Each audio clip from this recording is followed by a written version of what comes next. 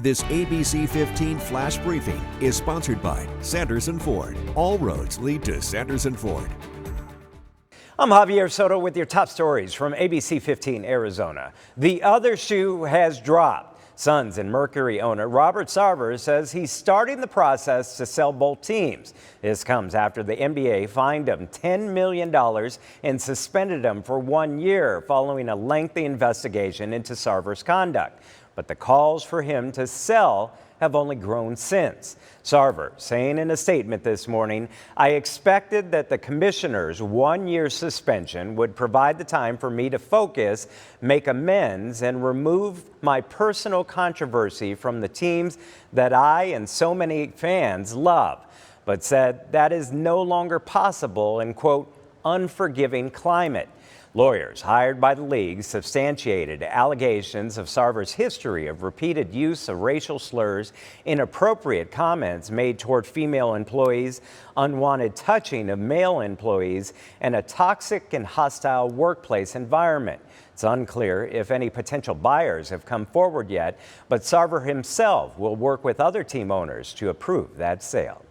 Fallout tonight from ABC15's politically charged investigation. Community groups are now calling for transparency and accountability after our investigators exposed the use of secret messaging apps.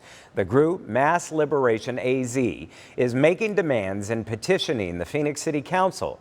They want to see the Arizona State report that looked at how Phoenix police handled protests. We are demanding that you immediately release ASU's independent report into PPD's violent response to the 2020 uprising. We know that's been available since February and you have refused to release it. That's absolutely unacceptable. And the petition will also read that we need you to release your policy on using encrypted messaging for city staff. Council members did not discuss those demands, but a city spokesperson emailed ABC15 and said the city does not have a specific policy regarding encrypted apps, but the same general policies about texting and records retention apply. Those say communication about government business must be preserved and retained. Taking action for Puerto Rico. Tonight, a Valley man is heading to the island that's been devastated by Hurricane Fiona. Right now, much of that island is still without power. ABC 15 met with Fred Breedlove before he boarded his flight this morning at Sky Harbor, headed to help with the cleanup. How does it feel in your heart knowing that you're going to be helping so many people? Well, it feels good. I mean, that's really where my passion is helping other people. The satisfaction of knowing that I'm helping someone else get through what could be one of their most difficult times in their life.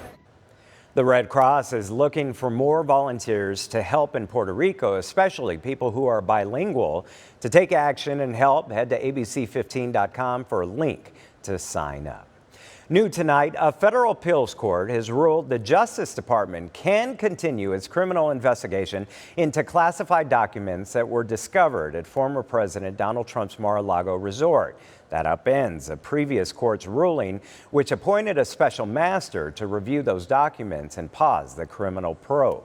Meanwhile, the House Select Committee investigating the January 6th attack has come to an agreement with Virginia Ginny Thomas to be interviewed by the panel in the coming weeks. She is the wife of Supreme Court Justice Clarence Thomas and was revealed to have asked legislators across the country to prevent the certification of election results. Her attorney confirmed the voluntary interview, saying Thomas is eager to answer the committee's questions. No word yet on when that interview will take place.